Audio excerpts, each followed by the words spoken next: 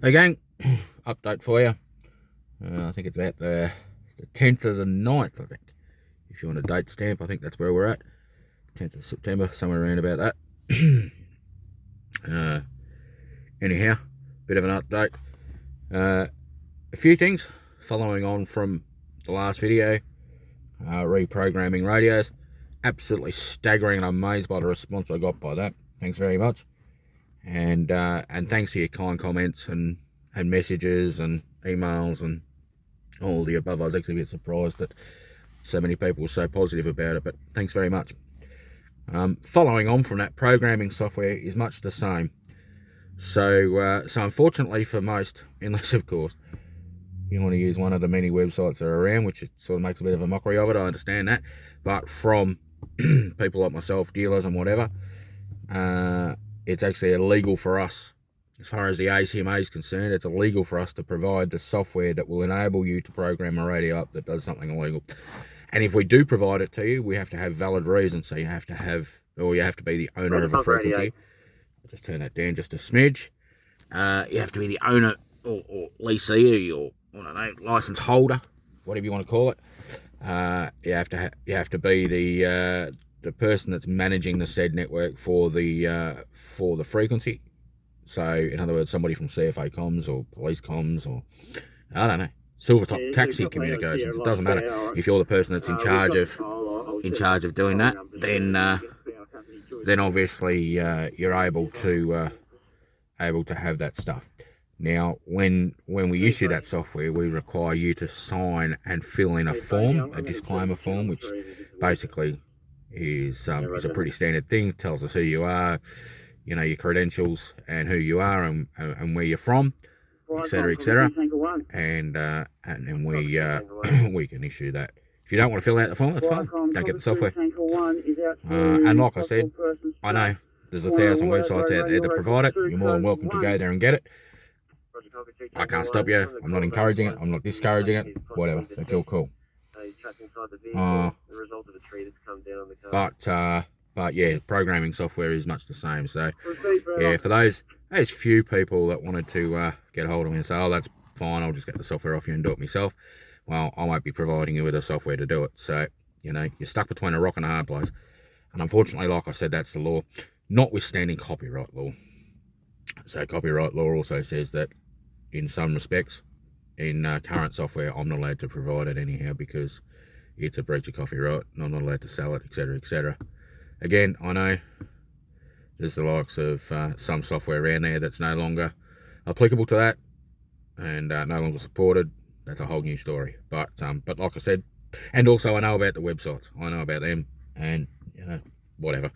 But in terms of radio suppliers like myself, you'll find that that things have changed a great deal. If you don't want to believe that, that's fine. Like I said to you in the last video, that's fine. You're entitled to do that. But unfortunately, that's the way things are going.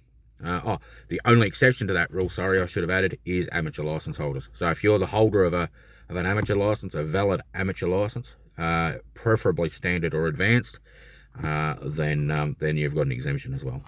And that's only for the amateur frequencies. So if you're buying a radio that's, you know, I don't know, 450 to 520, well, obviously you don't need the frequencies because it's not in the amateur bands. So, yeah, that's not a get out of jail pass or a get around clause. That's just an exemption. So if you buy a radio that's 400 to 470, obviously you'll be able to get the software because it's within the amateur bands, or 148 to 170 or whatever the case may be. But yeah, obviously applies only to radios that cover the amateur bands and are applicable for the amateur frequencies. But yeah, that being said, that's where it's at. So like I said, unfortunately, that's law, and that's actually a condition. It's actually a condition on the suppliers now, and the manufacturers, and they've actually had that enforced on them by the ACMA, from what I've been told. I wasn't actually unaware of it until only recently myself, because yeah, obviously I'd obtained radios with software and that sort of gear, but obviously in business aspects, obviously it's a little bit different. So there you have it.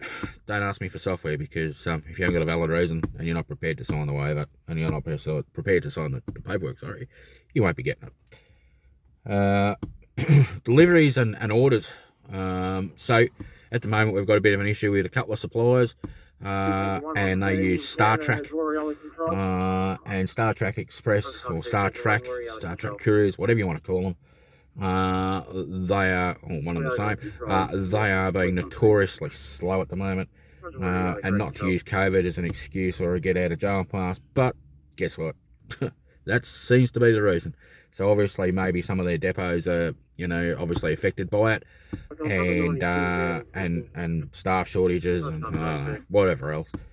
So yeah, there's one or two orders from some of the larger suppliers that I would have truly expected well and truly before now.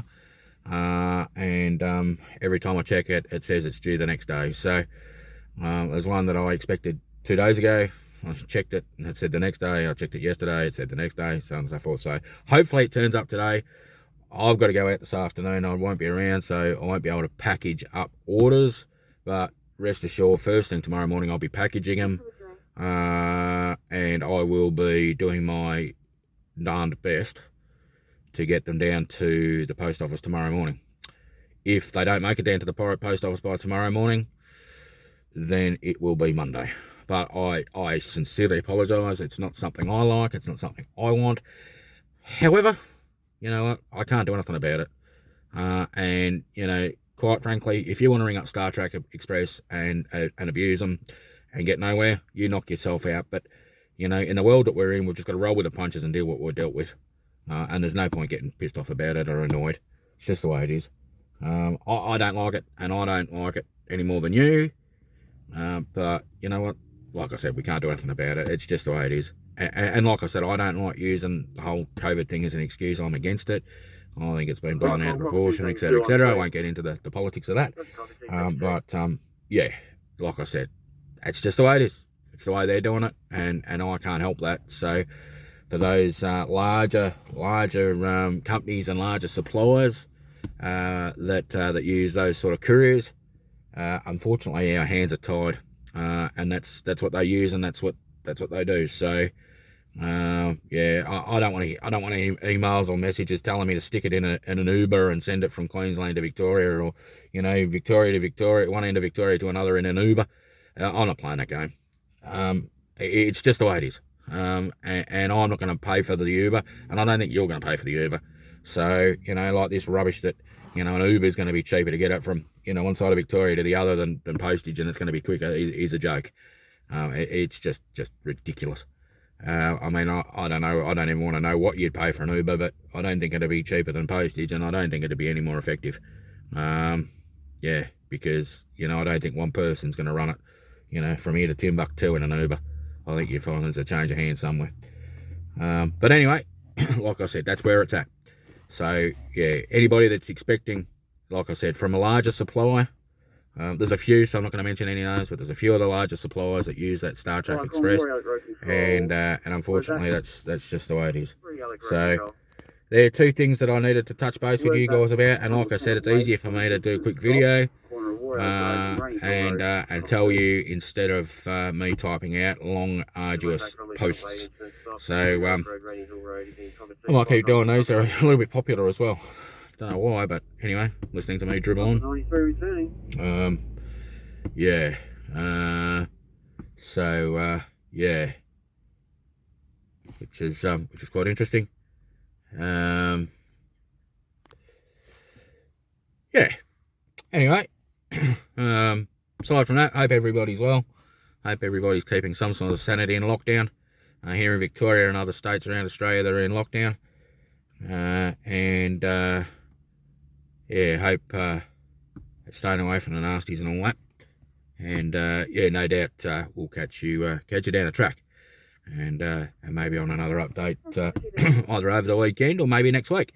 But anyway, have fun, and we'll catch you later. Thank you. Bye.